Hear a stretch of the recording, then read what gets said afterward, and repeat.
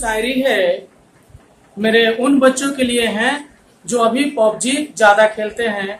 मैं जानता हूं पबजी अभी बैन हो गया है गवर्नमेंट की तरफ से, हमारे इंडियन गवर्नमेंट की तरफ से, लेकिन फिर भी जो भी पबजी के अलावा कुछ और भी जरूर निकला होगा उन लोगों के लिए ऑप्शन के तौर पे, जैसे फ्री फायर में अभी सुन रहा हूं, तो मैं यही बोलूंगा कि पढ़ाई छोड़ के तुम खेलते हो पबजी, पढ़ाई छोड़ के तुम खेलते हो पबजी, और जब नौकरी नहीं मिलेगी तो माथे पर लेकर बेचना सब्जी। ठीक है, तो मैं बोलूंगा पबजी खेलना छोड़िए, पढ़ना शुरू कीजिए। मैं मानता हूं कि लॉकडाउन हुआ, लॉकडाउन के दौरान आपका स्कूल और ट्यूशन भी बंद हुआ, 2 या 3 महीना से ट्यूशन बंद था, स्कूल तो अभी भी बंद है, आपका सिलेबस कुछ पीछे हुआ है, मैं इस बात को मानता हूं, इसको एक जगह पे जरूर रखता हूं। लेकिन इस लॉकडाउन के दौरान ही बहुत सारे ऐसे टीचर मैंने देखा, टीचर्स जो हैं, शिक्षक जो हैं, वो ऑनलाइन पढ़ाना शुरू किया है, ताकि कम से कम जो भी वो अपने बच्चों को ट्यूशन पढ़ाते हैं उनका सिलेबस वो पूरा करा सके। शिक्षकों ने पूरी लगन और मेहनत के साथ आपके साथ खड़ा रहे, लेकिन आपको भी खड़ा रहना है, आपको भी ये रोना नहीं रोना है कि लॉकडाउन था इसलिए मेरा सिलेबस पूरा नहीं हुआ, इसी वजह से मैं एग्जाम नहीं दूंगा। मुझे कुछ इन्फॉर्मेशन चला कुछ छात्रों के द्वारा कि वो इस बार एग्जाम नहीं देंगे। मैंने पूछा क्यों? उन्होंने बोला सर आप तो देखिए हो लॉकडाउन है, लॉकडाउन में मेरा पढ़ाई नहीं हुआ। ये बहानाबाजी मत कीजिए, क्योंकि दुनिया का हर एक चीज खरीदा जा सकता है, टाइम आप कभी, समय को आप कभी खरीद नहीं सकते हो। तो आप अपने समय को बचाइए, और मेरे चैनल के माध्यम से या आप YouTube पे सर्च कीजिए, बहुत सारा चैनल इस लॉकडाउन के दौरान बहुत सारे शिक्षकों ने शुरू किया है और वहां पे आपको पढ़ाया जा रहा है। आप जिस बोर्ड में भी पढ़ते हो आप सर्च कीजिए, आपको जरूर मिलेगा, और आप उससे पढ़िए और तैयारी कीजिए, और अपने टाइम को, अपने समय को जरूर बचाइए। समय इंसान के लिए सबसे महत्वपूर्ण है, अगर कोई समय का इज्जत नहीं किया तो समय उसका इज्जत नहीं करता है। आपके भारी डिमांड पर आपने डिमांड किया कि सर मुझे समाज का पार्ट 3 वीडियो जरूर बनाइए, और मैं आपके सामने लेकर आ चुका हूं समाज का पार्ट 3। आप जानते हो कि पश्चिम बंग बोर्ड में जो व्याकरण हो रहा है, हिंदी व्याकरण, उसका काफी महत्व है। वो आपके परीक्षा में लगभग 17 से 18 नंबर का आता है, तो आपको व्याकरण सीखना सबसे ज्यादा जरूरी है, जानना होगा। मैं इस चैनल के माध्यम से आपके जो पाठ्यक्रम में 4 व्याकरण की जो पाठ्यक्रम दिया गया है, जो आपका समास है, कारक है, वाक्य है और वाच्य है, तो मैं इसके पहले ही कारक को बहुत अच्छे से बता चुका हूं।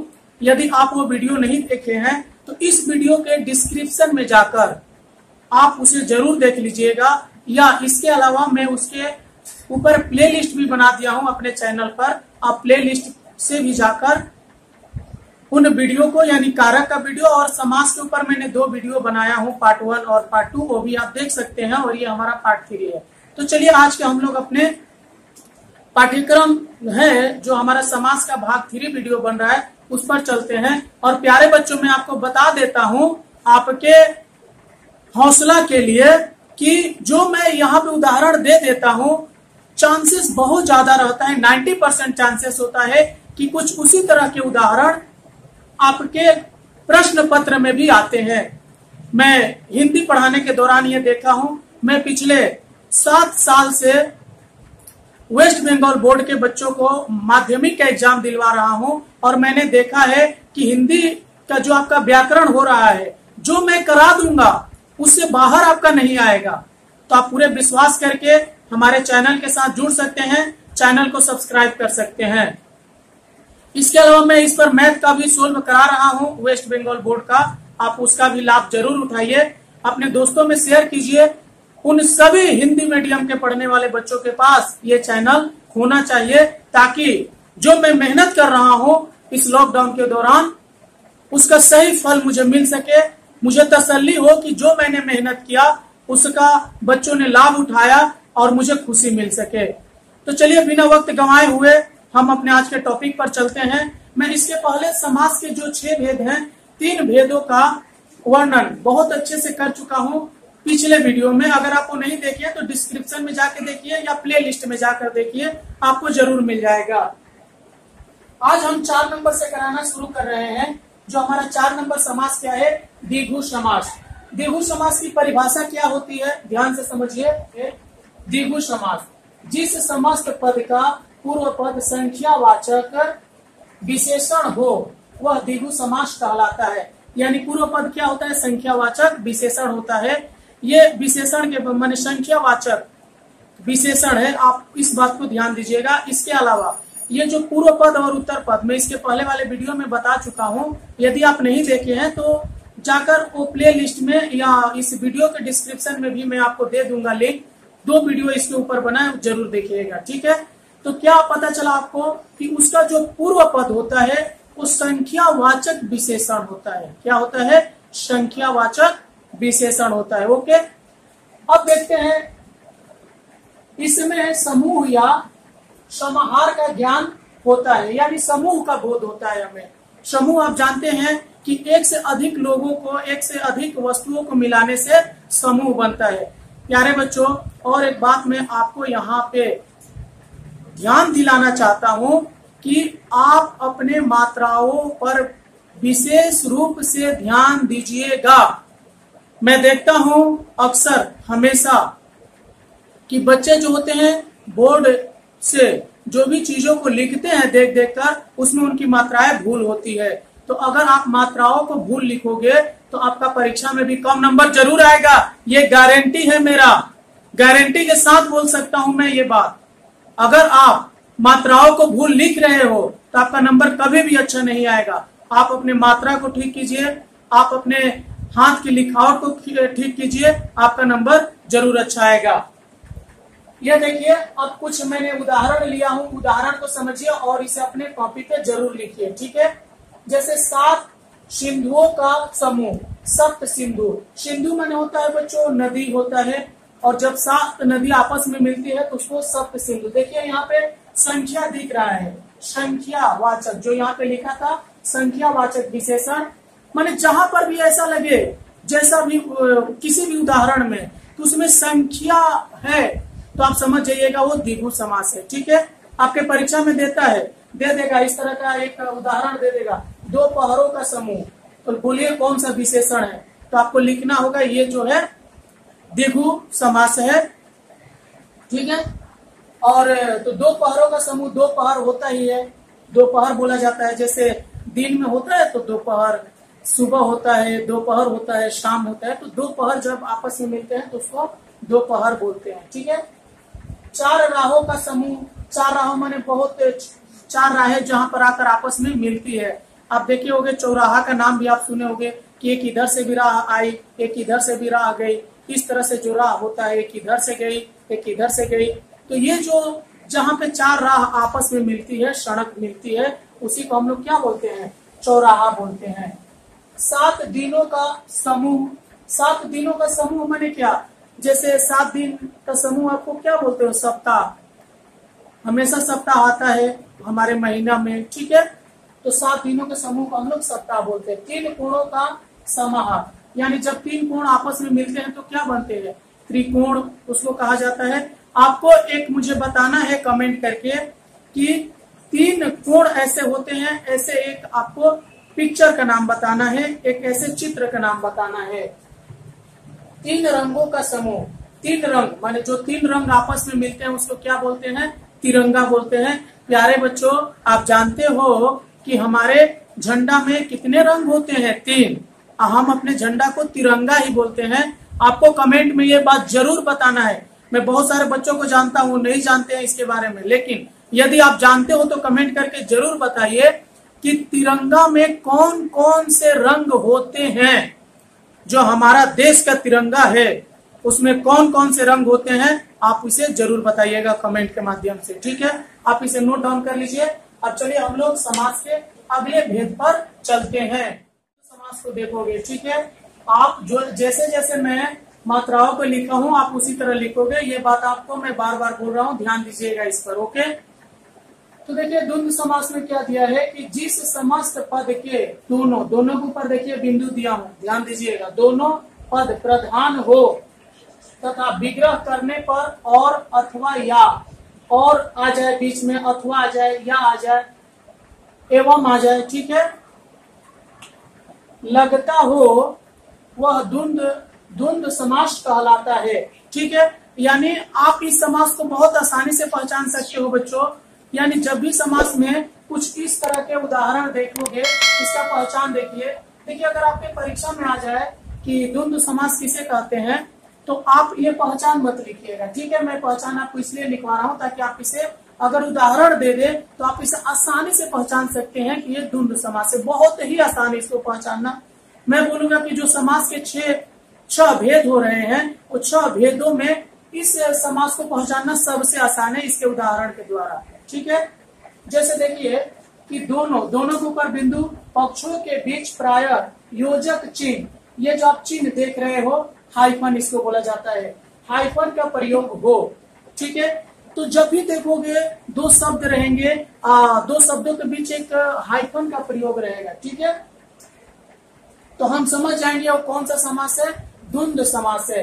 जैसे देखिए नदी और नाले, देखिए और आया था, देखिए और आ गया, इसको कैसे विग्रह किया गया है, समस्त पद क्या हुआ है, नदी नाले। इसका विग्रह क्या था, नदी और नाले, और समस्त पद आया नदी नाले, बीच में देखिए ये हाइफन का चिन्ह आपका आ गया।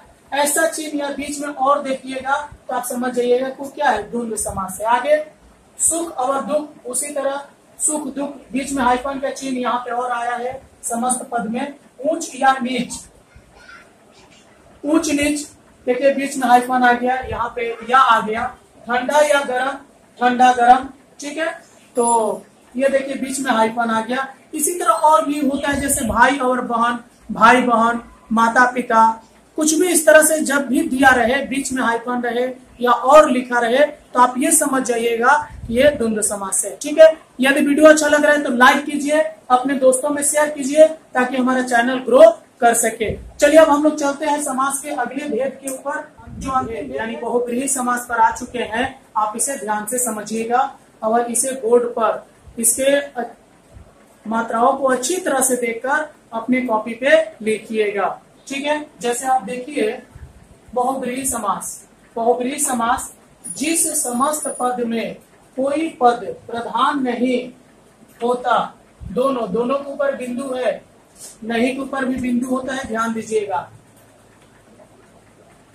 दोनों पद मिलकर किसी तीसरे पद की ओर संकेत करते हैं, उसमें बहुब्रीहि समास होता है। यानी कहने का मतलब है कि वह समास जिसमें कोई भी पद प्रधान नहीं होता, बल्कि दोनों पद मिलकर, आपस में मिलकर किसी तीसरे पद की ओर संकेत करते हैं, तो उसे ही हम लोग बहुब्रीहि समास कहते हैं। जैसे देखिए नीलकंठ, नीलकंठ, तो नीलकंठ जो है, नीला है कंठ जिसका, यानी जिसका कंठ नीला है, कंठ यानी गला जिसको हम लोग बोलते हैं, जिसका कंठ नीला है उसको हम लोग क्या बोलते हैं, शिव। ठीक है, शिव कहा जाता है उनको।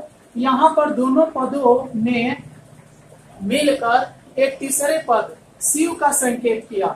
माने यहाँ पे जब दोनों पद आपस में मिले, नीला है कंठ जिसका, तो एक तीसरे पद की ओर संकेत कर रहे हैं जो शिव हो रहा है किया, इसीलिए यह बहुब्रीहि समास है। आप इसे अपने कॉपी पर अच्छे से लिखिएगा। ये बहुत ही महत्वपूर्ण समास का ये भेद है, बहुत ही महत्वपूर्ण। ये आपको समझने में काफी असुविधा भी होता है, जल्दी समझ में आता नहीं है, लेकिन बार बार पढ़ने से आपको जरूर समझ में आएगा इसके उदाहरण को देखकर। जैसे देखिए यहाँ पर समस्त पद में लंबोदर, यानी लंबा है उदर जिसका, लंबोदर यानी क्या, लंबा है उदर, उदर यानी क्या होता है, पेट। ठीक है, तो लंबा हो उदर जिसका, लंबोदर यानी गणेश। ठीक है, दशानन, 10 है आनंद जिसके 10 आनंद होते हैं उसको हम क्या बोलते हैं, दशानन यानी रावण। ठीक है, चतुर्भुज, 4 है भुजाएं जिसकी, तो इसको हम क्या बोलेंगे, इनको विष्णु बोला जाता है, विष्णु भगवान जो होते हैं। ठीक है, प्रधानमंत्री, मंत्रियों में प्रधान है जो, उसको क्या बोला जाता है, प्रधानमंत्री। प्यारे बच्चों आप इसे जरूर समझे होंगे। आपको बताना है कि हमारे देश के प्रधानमंत्री का नाम क्या है। ठीक है, कमेंट करके जरूर बताना है। मैं जानता हूँ बहुत सारे बच्चों को मालूम नहीं है हमारे देश के प्रधानमंत्री का नाम, तो आपको कमेंट करके ये बात जरूर बताना है। और कुछ महत्वपूर्ण बिंदुओं के ऊपर हम चर्चा करेंगे समास में, जो आपके लिए काफी कंफ्यूजन का विषय बना होता है। ठीक है, मुझे थोड़ा माफ कीजिएगा, मैं हिंदी पढ़ाते समय बहुत सारे ऐसे शब्द हो रहे हैं जो अंग्रेजी का इस्तेमाल कर दे रहा हूं, लेकिन क्या करूं, प्रेजेंट टाइम में याद ही नहीं आ रहा है कि मैं हिंदी में क्या बोलूं, उसको वर्तमान समय में याद ही नहीं आ रहा है मुझे, तो आप थोड़ा समझ लीजिएगा। ठीक है, तो आप इसे नोट डाउन कीजिए। और कुछ महत्वपूर्ण बिंदुओं को हम चर्चा कर रहे हैं जो आपके परीक्षा के दृष्टिकोण से काफी महत्वपूर्ण होने वाला है। तो आप वीडियो छोड़ के कहीं जाइएगा मत, पूरा वीडियो देखिए, अपने दोस्तों में शेयर जरूर कीजिए ताकि हमारा चैनल प्रोग्रेस कर सके। हाथ जोड़कर विनती करता हूं आप सभी से। इसके बाद जो मैं आपको यहाँ पे बताने जा रहा हूं प्यारे स्टूडेंट्स, तो ये आपके लिए काफी ज्यादा महत्वपूर्ण है, तो आप इसे बहुत ध्यान से समझिएगा, क्योंकि मैं यहाँ पे आपको बताने जा रहा हूँ कि आपका कर्मधारय समास और बहुब्रीहि समास में अंतर कैसे है। आप जब देखिएगा, आप अपने कॉपी पे तो लिख ही रहे हैं, जब आप देखिएगा तो दोनों समास के जो उदाहरण दिए गए हैं लगभग एक समान है।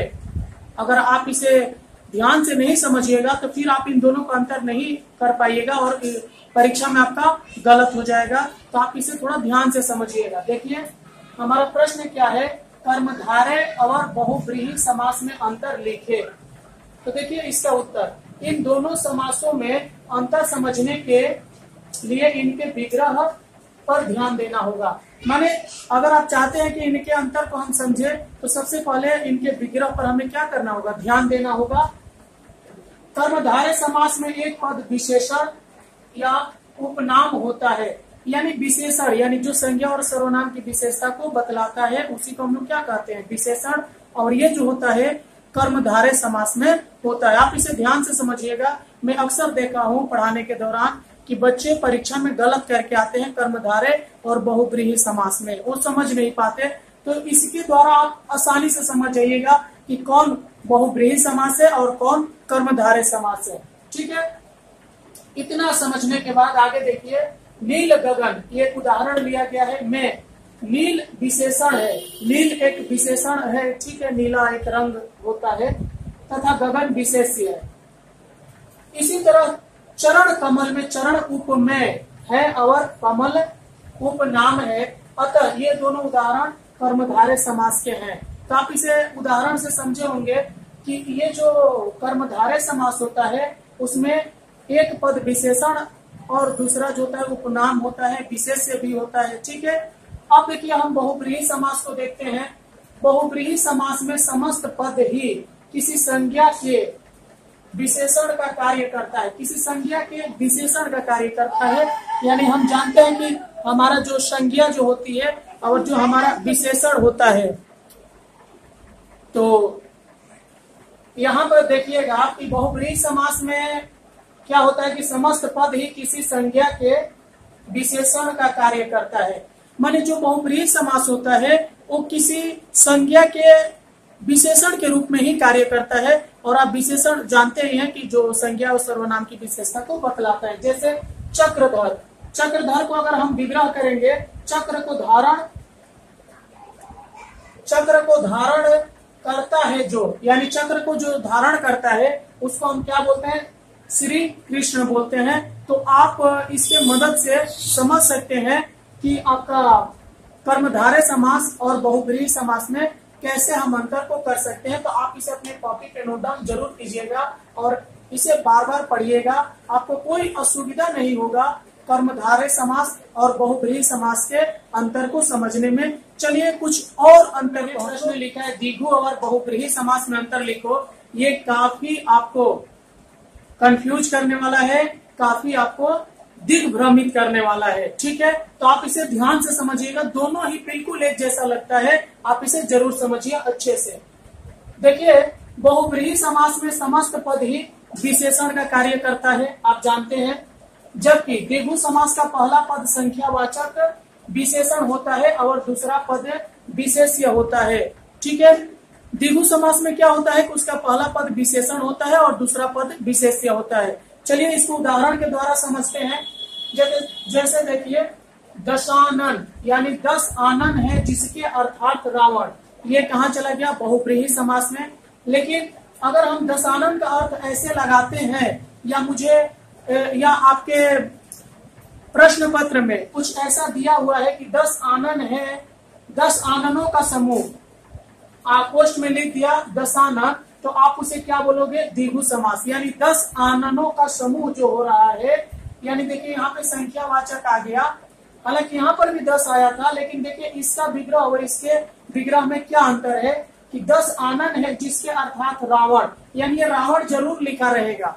अगर आपके परीक्षा में दे रहा है प्रश्न पत्र में, तो आप ये समझ जाओगे कि वो आपका बहुव्रीहि समास है।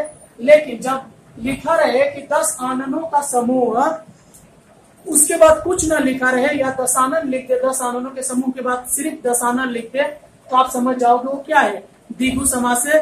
या विशेष रूप से ध्यान दीजिए, मैं देखा हूं बहुत सारे छात्र इसको गलत करके आते हैं परीक्षा में। चतुर्भुज यानी 4 है भुजाएं जिसकी अर्थात विष्णु। ठीक है, इस तरह से विग्रह दिया रहेगा, बहुव्रीहि समास है। और चतुर्भुज को अगर हम ऐसे विग्रह करेंगे 4 भुजाओं का समूह, तो ये कहाँ चला जाएगा? द्विगु समास में चला जाएगा। तो आप बच्चों समझ गए होंगे कि द्विगु समास और बहुव्रीहि समास में अंतर हम किस प्रकार कर सकते हैं। चलिए, और एक बहुत ही महत्वपूर्ण अंतर जो हमसे छूट रहा है उसे भी हम क्यों छोड़े। हाँ, वीडियो थोड़ा लंबा हो रहा है, लेकिन आप छोड़ के नहीं जाओगे, पूरा देख कर जाओगे, तब जाकर आपका समास अच्छे से पूरा होगा और आपके परीक्षा में एक भी प्रश्न जो समास से आएगा वो नहीं छूटेगा, ये गारंटी है मेरा। ऐसे भी ध्यान से समझिएगा। हमारा अगला क्वेश्चन क्या है कि द्विगु समास और कर्मधारय समास में अंतर आपको समझना है कि द्विगु समास और कर्मधारय समास में अंतर क्या होता है। देखिए, द्विगु समास आप जानते ही हो कि द्विगु समास का पहला पद हमेशा संख्यावाचक विशेषण होता है, यानी संख्या जरूर लिखा रहता है उसमें, जो दूसरे पद की गिनती बताता है। ये हमें दूसरी पद की गिनती क्या करता है? बताता है। जबकि कर्मधारय का एक पद विशेषण होने पर भी संख्यावाचक कभी नहीं हो सकता। यानी कर्मधारय का तो विशेषण होता है लेकिन कभी भी संख्यावाचक नहीं हो सकता है। और उसमें बहुव्रीहि आपका द्विगु समास में क्या होता है बच्चों कि यहाँ पर संख्यावाचक विशेषण होता है, यानी विशेषण होता है लेकिन संख्या भी उसमें जरूर लिखा रहता है। ठीक है, आगे देखिए 2 नंबर अंतर हम क्या देख सकते हैं। द्विगु का पहला पद ही विशेषण बनकर प्रयोग में आता है, यानी उसका पहला पद ही विशेषण बन के प्रयोग में आ जाता है। जबकि कर्मधारय में कोई भी पद दूसरे पद का विशेषण हो सकता है। कर्मधारय में क्या होता है कि कोई भी पद विशेषण हो सकता है, पहला दूसरा कोई भी। जैसे देखिए उदाहरण, 9 रत्न यानी 9 रत्नों का समूह, ये क्या हो गया? द्विगु समास हो गया, संख्या दिखाया गया है 9 रत्न। उसी तरह पुरुषोत्तम, पुरुष में जो है उत्तम, ये क्या है? कर्मधारय समास। ठीक है प्यारे बच्चों, आप जरूर समझोगे, मैं ऐसा आशा करता हूँ। यदि आप मेरे वीडियो को अच्छे से समझ पा रहे हो, जो मैं टॉपिक आपको बताता हूँ, तो मुझे कमेंट के माध्यम से जरूर बताओगे। और साथ ही साथ ये भी बताओगे कि क्या मैं आपके लिए जो मैंने 2 पाठ्यक्रम को पूरा किया, एक आपका कारक और दूसरा आपका क्या? समास। तीसरा हमारा बचा हुआ है वाक्य, चौथा बचा हुआ है वाच्य। तो क्या आप मेरे चैनल के माध्यम से वाक्य को पढ़ना चाहते हैं तो कमेंट करके जरूर बताइएगा कि सर आप वाक्य के ऊपर वीडियो जरूर बनाइए, मैं जरूर बनाऊंगा। आपने पूरा वीडियो देखा, इसके लिए आपका बहुत बहुत धन्यवाद। और एक हाथ जोड़कर आपसे अनुरोध करता हूं कि इस चैनल को कृपया करके अपने दोस्तों में शेयर जरूर कीजिए, ताकि हमारा चैनल आगे बढ़ सके, हमारा चैनल ग्रोथ कर सके। ये मैं हाथ जोड़ के आप सभी व्यूअर से अनुरोध करता हूँ।